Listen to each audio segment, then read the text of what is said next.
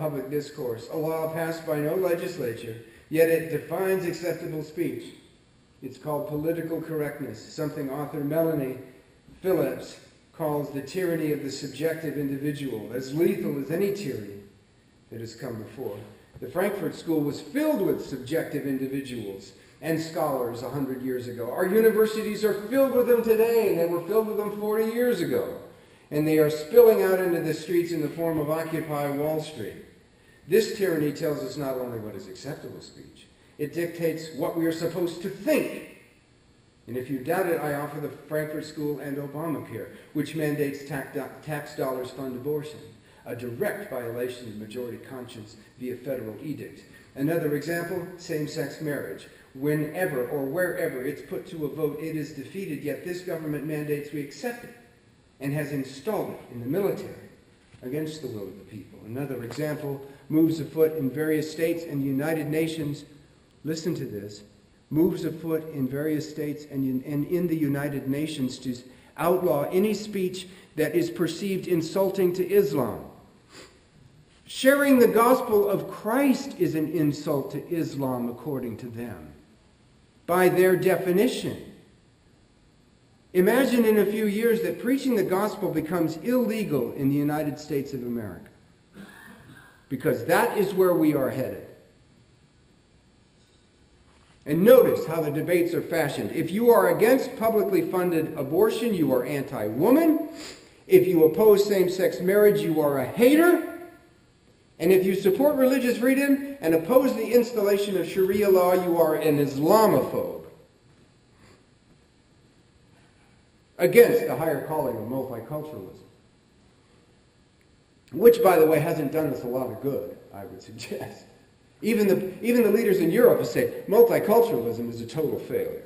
Now, these characterizations are all fallacious, but that is what happens when the sons and daughters of righteousness stay silent. We allow ourselves to be bullied into submission, and the church empties. Political correctness would have us believe the attack on our consulate in Benghazi was a spontaneous act provoked by a movie no one has seen. Not a planned terrorist assault, as the evidence now shows. Political correctness would insist we call the massacre at Fort Hood an instance of workplace violence. And 9/11, a human-caused disaster perpetrated by non-entities holding inconsequential beliefs. The subjective individual can insist we believe anything by sheer force of popular will. Simply another form of tyranny, easy to install when people lay down and roll over. It is easy for the tyrant when people do not stand up for what they believe, easier still when they no longer know what they believe. This tyranny is upon us because Christians left the public square, allowing it to be dominated by atheists, agnostics, jihadists, communists, and secularists. We stopped contending for our faith and our worldview in the public square, and we cloistered ourselves away in our comfortable churches, assuming it would not matter if we showed up. Well, it matters, because just look at how the forces opposed to Christ now dominate government, education, culture, media, the arts. The Cultural Revolution has now wormed its way into our military, demoralizing the very people who volunteered to defend us, and yet many of us can't even be bothered to speak up or vote. And now there's clear evidence the Muslim Brotherhood has infiltrated the White House. A White House that helped them overthrow our ally in Egypt, sparked the Arab Spring, which now results in jihadist takeovers and terrorist activity throughout the Muslim world, more so than ever before. Ultimately, this is not about politics. This is about morality. It's about taking a stand as salt and light in the world, taking seriously the admonition in Ephesians to put on the full armor and having done all to stand, both in the spiritual war and in terms of our witness. The role of Christians and pastors in the public debate has become controversial as certain forces push for an activist church, reminiscent of the Black Robe Regiment in 1776, who preached revolution behind the slogan, quote, "We have no king but Jesus," and other forces that claim believers should only concentrate on spiritual matters since politics is of the world. In a recent editorial, Marvin Olasky does a great job of defining the controversy and clarifying matters, saying the church's role is evangelism and discipleship, so the church should never become a form of political action or an arm of the government, although it must speak to the moral issues of the day. Olasky, editor of World Magazine and the author who coined the phrase compassionate conservatism, also went on to say Christians must be engaged in the public square and the public debate. After all, we have the truth, and we are light and salt. Is it any wonder, then, that government has become less righteous as the righteous have retreated? Are we not called to take a stand? Last Sunday, about 1,500 pastors across the country took a stand during Pulpit Freedom Sunday. They told the federal government it has no right to tell them what they can say from the pulpit. You see, the law of political correctness, based on a horrendous interpretation of the First Amendment, has left folks with the idea that pastors lose their free speech rights on Sunday morning. The efforts of the Frankfurt activists and the ACLU have convinced people, even Christians, that government can intervene and abridge rights we once held unalienable as endowed by God. Pastors have been told for 60 years they cannot talk politics or anything close to politics from the pulpit, and if they do, they risk fines and the loss of tax-exempt status. The argument is churches enjoy tax exemption by being nonpartisan. Not true. From the beginning, churches earned tax exemption by being nonprofit and engaging charity.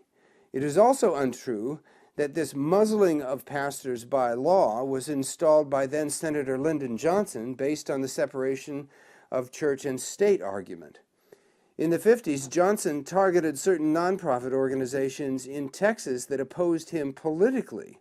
The law had nothing to do with churches until certain parties found it a convenient weapon to use against churches.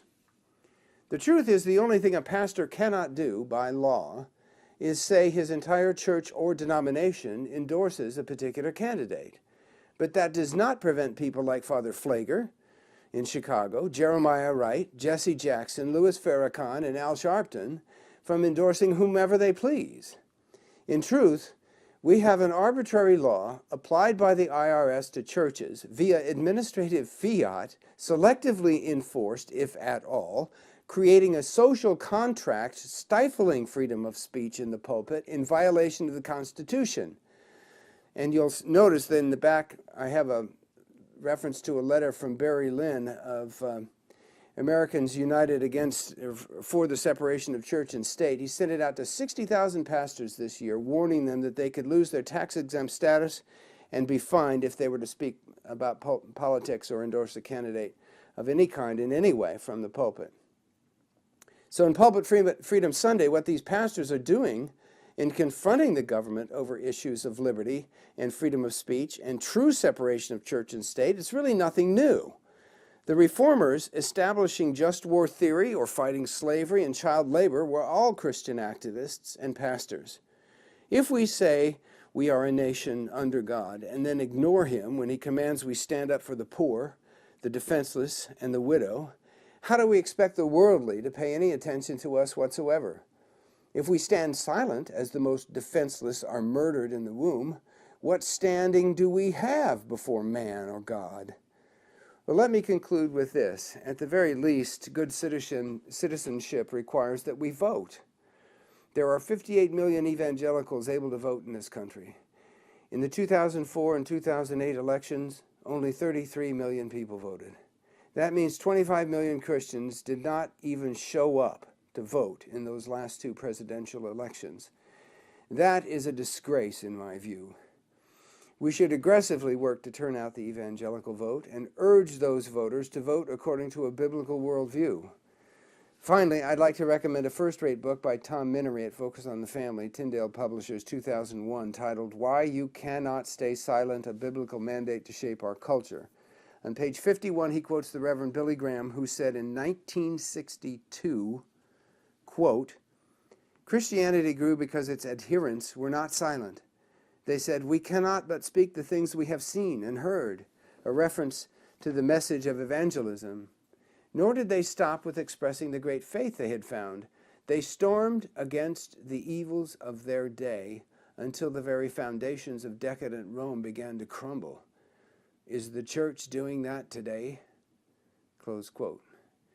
Billy Graham spoke these words at the beginning of the civil rights movement, a movement the church largely ignored. Dr. King and a few others carried the water almost alone. Imagine the healing God might have accelerated had the church, quote, stormed against the great evils of racism and discrimination 50 years ago. So we see it's not so much a matter of politics as it is a matter of morality, of taking a stand for righteousness and contending for faith and goodness in the public arena, as is our right. One of the most vilified pastors in recent memory was the Reverend Jerry Falwell. He was condemned by many within the church for his creation of the moral majority, now living on in Liberty Council, part of Liberty University, another result of Falwell's leadership. We would do well to remember Falwell's Baptist Church was small in the beginning, but it saw its greatest growth to more than 20,000 members during those years when he was most active with the moral majority, a movement that helped elect Reagan twice, leading to the great recovery from the recession of the 80s, the enormous prosperity of the 90s, the fall of the Soviet Empire, and the end of the Cold War, liberating millions of people. Well, thanks for allowing me to speak, and God bless you.